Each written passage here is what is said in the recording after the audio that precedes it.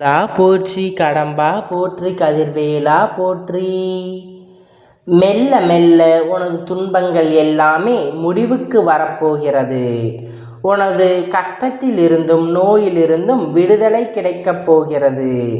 உன்னுடைய கடன் பிரச்சனை எல்லாமே தீரப்போகிறது. நீ எதிர்பார்த்தபடி உனக்கு பண வரவு இருக்கப் போகிறது. நீ கேட்டபடி அந்த பணத்தை நான் உனக்கு தரப்போகிறேன். நீ இப்போது பணம் இல்லாமல் தவித்து கொண்டிருக்கிறாய். உன் பண பிரச்சனை தீர்ப்பதற்காகத்தான் நான் ஒருவரை அனுப்பியிருக்கிறேன். அவர் மூலம்தான் உனக்கு பணம் கிடைக்கப் போகிறது. அது யார் என்று அடையாளம் தெரிந்து கொள். அது நானாக கூட இருக்கலாம். அந்த பண பிரச்சனை எல்லாமே தீரும் வகையில் நான் உனக்கு ஒரு வழியை ஏற்படுத்தி இருக்கிறேன். அந்த வழி சிறப்பானதாக இருக்கும். அதிலிருந்து உன்னுடைய பண கஷ்டங்கள் எல்லாம் தீர்ந்துவிடும். அதிலிருந்து தான் உனக்கு நிரந்தர வருமானம் கிடைக்கும். நீ கவலைப்படாதே. உன்னுடைய பண பிரச்சனை தீர்ப்பதற்கு என்னுடைய பங்கு அங்கு நான் உனக்கு அனுப்பி வைத்திருக்கிறேன். ஒருவருடன் பணம் கொடுத்து அனுப்பியிருக்கிறேன். நீ அவற்றை பெற்றுக்கொள். நீ வாங்கி கொண்டாலும் சரி, அவராக உன்னை வந்து சேர்ந்தாலும் சரி, நீ மகிழ்ச்சியாக இரு. என்னுடைய ஆசீர்வாதம் மூலம் உனக்கு பணம் கிடைத்து கொண்டே இருக்கும்.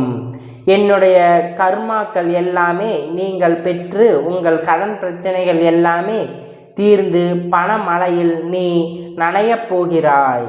உன்னுடைய கடன் பிரச்சனை தீர கஷ்டங்கள் எல்லாமே நிவர்த்தியாகிவிடும். கடன் இருக்கிறது என்று கவலைப்படாதே. இனி உன் வாயிலிருந்து பணம் இல்லை என்று சொல்லும் வரவே கூடாது. ஏனென்றால் பண பிரச்சனையை தீர்க்கத்தான் நான் ஒரு வழி அனுப்பியிருக்கிறேன். நானும் வருவேன், எதிர்பார்த்து காத்திரு. நீ என்னை நோக்கி வர வேண்டும் என்றால் நீ நான் சொல்வதை போல் செய்துவிடு. உனக்கு எல்லாமே நல்லதாகவே நடக்கும். உன்னுடைய தொழில், நீ இப்போது பார்த்து கொண்டிருக்கும் வேலை உனக்கு சிறப்பானதாக மாறி பல மடங்கு வருமானம் கிடைக்கும்படி செய்து கொண்டே இருக்கிறேன். அது விரைவிலேயே உன் கையில் கிடைக்கும். நான் சொன்னது போல அந்த தை மாதத்துக்குள் உனக்கு பணம் கிடைத்துவிடும். அதற்கு நல்ல செய்தி உன் காதுகளுக்கு வரும். உன் பிரச்சனை முற்றிலும் நீக்கிவிடுவேன். எனக்கு பணம் கஷ்டம் இருக்கிறது என்று வார்த்தைகள் இனிமேல் உன் வாயிலிருந்து வரக்கூடாது. உனக்கு நல்லதாகவே நடக்கும். நல்லதே நினை. உன் அப்பன் துணையோடு உன்னோடு இருந்து கொண்டே இருக்கிறேன். உன் கடுமையான வேதனைகளை, தாங்க முடியாத வாழ்க்கை நெருக்கடிகளையும் நிறைந்ததாக இருப்பதை பார்த்து என் மனம் சஞ்சலப்படுகிறது. என் மனம் சஞ்சலப்பட்டு கொண்டே இருக்கிறது. யார் இந்த இக்கட்டான நேரத்தில் உதவுவார் என்று எல்லா இடத்திலும் உனது கையை வெறித்து நீ கலக்கம் கொண்டிருக்கிறாய். துக்கம் துயரம் அழுத்தி கொண்டு இருக்கிறது. நீ முயற்சி செய்கிறாய், ஆனால் வர முடியவில்லை. ஏன் முடியவில்லை என்று யோசித்தாயா? எல்லாவற்றையும் நீ மறந்துவிடு. நான் இப்போது இல்லை என்று, இப்படி நான் எப்படி என் வாழ்க்கையில் இருக்கிறேன் என்று நீ இந்த எண்ணத்தை விட்டு நான் எப்பொழுதும் மகிழ்ச்சியாகவே இருப்பேன் என்று உன் முகத்தில் சிரிப்பை கொண்டு வா. இதற்கு எல்லாமே காரணம் எதையோ மனதில் நீ போட்டுக்கொண்டு குழப்பிக்கொண்டு தவித்து கொண்டிருக்கிறாய். யாரிடம் நான் போய் சொல்வது, யாரிடம் சொன்னால் இதற்கு தீர்வு கிடைக்கும் என்று அழுது கொண்டு இருக்கிறாய். தங்கமே, முதலில் அதிலிருந்து வெளியே வந்துவிடு. எப்பொழுதும் உனக்குள் ஒன்றுமே இல்லாதது போல, அதாவது எந்த துன்பமும் இல்லை, துயரமும் இல்லை, எந்த ஒரு பிரச்சனையும் இல்லை என்பது போல எப்பொழுதுமே உன் மனதினை புத்துணர்ச்சியோடு வைத்துக்கொள். உன் மனம் வெற்றியாக இருந்தால் உணர்ச்சியாக கலையாக இருக்கும். உன் முகத்தை நீ நேரடியாக சென்று கண்ணாடியில் பார், எப்படி இருக்கிறது என்று, எவ்வளவு சோர்வாக எவ்வளவு கவலையாக இருக்கிறது என்று. எல்லாவற்றையுமே மறந்துவிடு. இதற்கு தான் உன் அப்பன் இருக்கிறேனே என்று தைரியமாக எல்லாவற்றையும் மறந்து முதலிலேயே எனக்கு உன் மனதை மகிழ்ச்சியாக வைத்துக்கொள். என்னை நம்பி என் ஆலயத்தில் நீ வந்து சரணடைந்து விடு. ஒரு கஷ்டமும் இருக்காது, எந்த துன்பமும் இருக்காது, என்ன துயரமும் இருக்காது. முதலில் நான் சொல்வது போல் செய். உன் வாழ்க்கை எப்படி இருக்கிறது என்று பார். உன்னை தேடி அவர்கள் விலகி சென்றார்கள், எல்லாம் தானாக ஓடி வருவார்கள். இன்று வாழ்க்கைக்கான அர்த்தங்கள் தான் எல்லாம் தேடிக்கொண்டு இருக்கிறார்கள். ஆனால் வாழ்வதற்கான அர்த்தங்கள் யாருமே தேடுவதில்லை. அதை தேடியிருந்தால் வாழ்க்கை சிறப்பாக அமைந்திருக்கும். வாழ்க்கையில் எதுவுமே காரணமில்லாமல் நடக்காது. எல்லாத்திற்கும் ஒரு காரணம் இருக்கிறது. பின்னால் ஒரு நிச்சயமாக காரணம் இருந்து கொண்டேதான் இருக்கிறது. இப்போது இந்த பதிவினை கேட்பதற்கு கூட சில காரணங்கள் இருக்கும். அது என்னவென்று இறைவனுக்கு மட்டும்தான் தெரியும் என்று நினைக்க வேண்டும், நம்ப வேண்டும். உன்னுடைய வாழ்க்கை பாதையில் அழகாக செல். உனக்கு வார்த்தைகளே இருக்காது. உன்னுடைய வார்த்தைகள் நீயே தேடிக்கொண்டிருப்பாய். அவ்வளவு அழகானது. உன் வாழ்க்கை மாறப்போகிறது. வாழ்க்கையில் நம்பிக்கை, நிதானம், பொறுமை, சகிப்புத்தன்மை, அறநெறியில் வாழுதல், பிறரிடம் புறம் பேசாமல் இருந்தால், இதை நீ கடைபிடித்தாலே உன் பாதை அழகானதாக அமையும். உன் பாதை எந்த ஒரு கரடு முரடும் இல்லாமல் நன்றாகவே இருக்கும். நீ உன் அப்பாவை அழைத்து உன் சத்தம் என்னுடைய மனதுக்குள் இருந்து ஆரம்பித்து கேட்கும் முன்னரே நான் இருப்பேன். ஏனென்றால் இதயத்தில் தான் உன்னை சுமந்து கொண்டு இருக்கிறேன். நீ எப்பொழுதும் என்னை அழைப்பதற்கு முன்பாக நானே உன்னிடத்தில் வந்து விடுவேன்.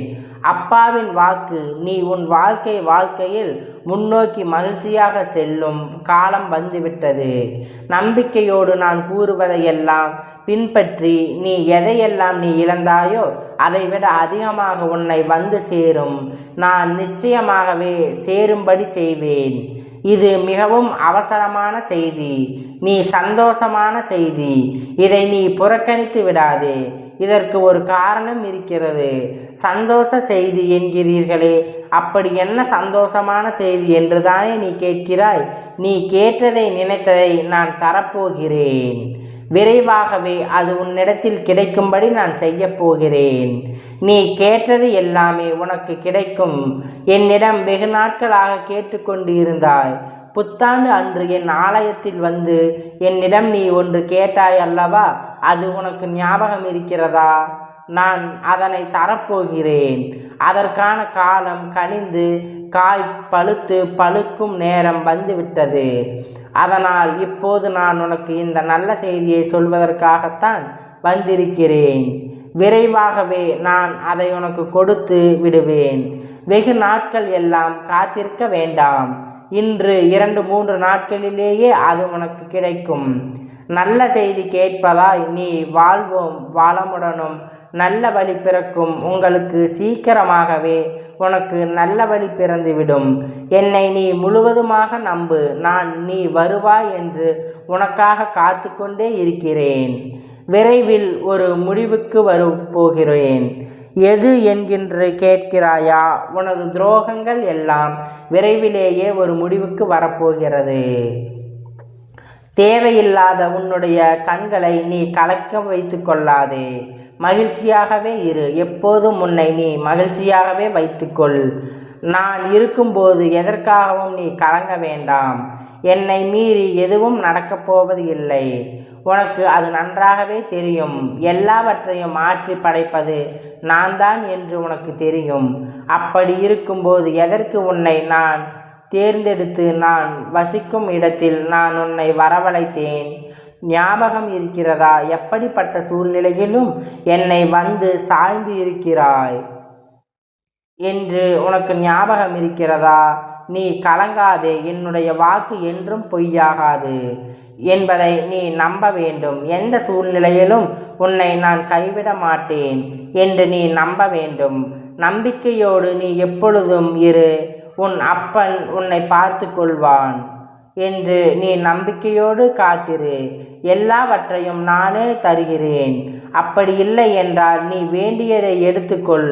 என் கஜானா உனக்காக எப்பொழுதும் திறந்து வைத்தே காத்திருக்கிறது. அதில் உனக்கானது நிறையவே இருக்கிறது. அதில் உனக்கு என்ன வேண்டுமோ அதை நீ பெற்றுக்கொள். அது உன்னிடத்தில் தானாகவே வந்து சேர்ந்துவிடும். அதனால் இது வருமா, இது கிடைக்குமா என்று எப்போதும் இது நிலைத்திருக்குமா என்று ஏங்கி உன்னை வருத்தி கொள்ளாதே. நிச்சயமாக அது உன்னை கைவிட்டு போவது இல்லை. அது எப்பொழுதும் உன்னை சரணடைந்து உன்னோடு இருக்கிறது. என்றும் அன்போடு இயல்போடு நீ இந்த கடவுளை வழிபட்டு கொள். அப்போது நீ தேடியது உனக்கு இயல்பாகவே கிடைக்கும். அதே போல என்னிடத்தில் உரிமையாக இரு. ஏனென்றால் நீ நான் பெற்ற பிள்ளையல்லவா. நீ எப்பொழுதும் என் குழந்தை. நான் உன்னோடு இருந்து கொண்டே இருக்கும் பொழுது நீ எதற்கும் கலங்காமல் என்னோடு நீ மகிழ்ச்சியாக பழகு. நீ எந்த ஒரு வேறுபாடும் இன்றி என்னோடு ஆசையாக இரு. என்னுடைய ஆசை என்னுடைய கனவு எல்லாம் உன்னை நான் சந்தோஷமாகவும் மகிழ்ச்சியாகவும் வாழ வைப்பதே ஆகும். சிலருக்கு கொஞ்சம் தாமதமாக இருக்கலாம். இப்போது உன் வாழ்க்கையில் நீ எதிர்பார்த்த மாற்றம் வரப்போகிறது. உன்னுடைய பல நாள் வேண்டுதல், உன்னுடைய முதன்மையான வேண்டுதல் விரைவில் நடக்கப் போகிறது. அதற்கு நீ செய்ய வேண்டியது எல்லாம் அந்த விஷயத்தை குறித்து நேர்மறையான எண்ணங்களை மட்டுமே மனதில் எழுப்ப வேண்டும். அது நடக்கும் என்று நீ நம்ப வேண்டும். உனக்கு அந்த வேண்டிய ஒன்று நிச்சயமாக கையில் கிடைக்கும். கோவிலில் சாமிக்கு முன் முறையிடு. நீ பிரார்த்தனை செய்து வந்தால் நிச்சயம் நீ நினைத்தது நடக்கும். நமக்கு எப்பொழுதும் எந்த பிரச்சனையும் எந்த ரூபத்திலும் வந்தாலும் நாம் அந்த பிரச்சனையை முடிக்கவும் அதிலிருந்து முழுமையாக விடுபடவும் வெளியே வருவதற்கு நாம் செய்யும் முதல் காரியம் தெய்வத்திடம் சரணடைந்து பிரச்சனைகளை கூறுவதே ஆகும். அதற்கு மட்டுமில்லாமல் நமது வாழ்க்கையில் செய்யும் சில தவறுகள் தெய்வத்திடம் சென்று அதற்கு பரிகாரத்தை செய்து புண்ணியத்தை தேடிக்கொள்ள வேண்டும். ஆனால் கோவில் சாமியிடத்தில் வேண்டுவதாக இருந்தாலும் பரிகாரம் செய்வதாக இருந்தாலும் அதற்கு ஒரு முறை இருக்கிறது. அந்த முறைப்படிதான் நாம் இறைவனிடம் முறையிட வேண்டும். அப்படி வேண்டினால் கண்டிப்பாக அது நிறைவேறப்பட்டு அந்த முறை பரிகாரம் செய்தால் தெய்வம் அதை முழுமையாக ஏற்றுக்கொள்ளும். அது நம்பிக்கையுடன் செய்ய வேண்டும். ஆனால் இந்த கோவிலில் இருந்து தெய்வத்தின் முன்பு பிரார்த்தனை செய்வது, எப்படி வேண்டுவது பற்றி நான் உனக்கு பலமுறை சொல்லியிருக்கிறேன்.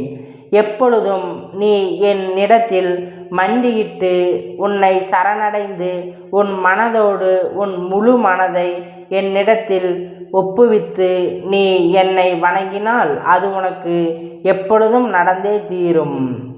என் சன்னிதானத்தில் நீ மண்டியிட்டு இரு கைகளை ஏந்தி உங்களுடைய பிரச்சனைகளையும் குறைகளையும் கடவுளிடம் சொல்லி வேண்டி வரங்களை நீங்கள் பெற்றுக்கொள்ளுங்கள். இப்படி நீங்கள் கடவுளிடம் வேண்டினால் தெய்வம் நாம் கேட்பதை உடனே கொடுக்கும் என சொல்லும்படி நீ பலமுறை பல பேர் சொல்வதை நீ கேட்டிருப்பாய் அல்லவா? அதுதான் உண்மை. கோவில் என்பது தெய்வம் என்பதை நீ ஒரு முறையோடு வழிபாடு செய்ய வேண்டும். அப்போதுதான் உனக்கான காலகட்டம் வரும்பொழுது உனக்கானதை உன்னிடத்தில் தந்து விடுவார். அப்படி இல்லை என்றால் நீ அவரை முழுமையாக மனதில் வழிபடவில்லை என்றால் அது நீ செய்யும் பெரும் பிழையாகும். இதை பலமுறை சாஸ்திரிகளே கூறியிருக்கிறார். இதனால் உங்கள் உடம்பு பிரார்த்தனை செய்கிறது என்று பெயரில் வருத்தி கொள்ளாதீர்கள். சில பேர் முழங்கால் இட்டு கோயிலின் படிகளில் ஏறிக்கொண்டு இருப்பார்கள். அப்படியெல்லாம் நான் உன்னை செய்ய சொல்லவில்லை. ஏனென்றால் எப்பொழுதும் உன் அப்பனை நீ மகிழ்ச்சியோடு தான் வழிபட வேண்டும். நீ உன் உடம்பை வருத்தி கொள்வதால் எனக்கு ஒரு நன்மையும் வரப்போவது இல்லை. நீ உன் உடம்பை வருத்தி கொள்வதால் எனக்கு கவலையே ஏற்படும். நாம் செய்ய வேண்டும் என்று யாரும் சொல்லவில்லை. எந்த ஒரு பிரார்த்தனையும் நீ உன் முழு மனதோடு செய்தால் போதும். சன்னிதானத்திற்கு போகும்போது மண்டியிட்டு மனதார வேண்டிக் கொண்டாலே நீ நினைத்தது எப்பொழுதும் நடைபெறும். செல்லமே, அள்ளி கொடுப்பதற்காகத்தான் உன் தெய்வம் நீண்ட நாட்களாக உனக்கு காத்து கொண்டே இருக்கிறேன். நீ எதை நினைக்கிறாயோ அது இந்த சரவணன் உனக்கு நடத்தே தீருவேன். அது உன் பிரார்த்தனையாக வைத்து நீ எப்பொழுதும் என்னை மனதார நினைத்து கொண்டே இரு. மனைதார என் கோவிலில் சென்று நீ மண்டியிட்டு பிரார்த்தனை செய். உனக்கு என்ன வேண்டுமோ அதை நான் முழு மனதோடு உனக்கு ஒப்புவிக்கிறேன்.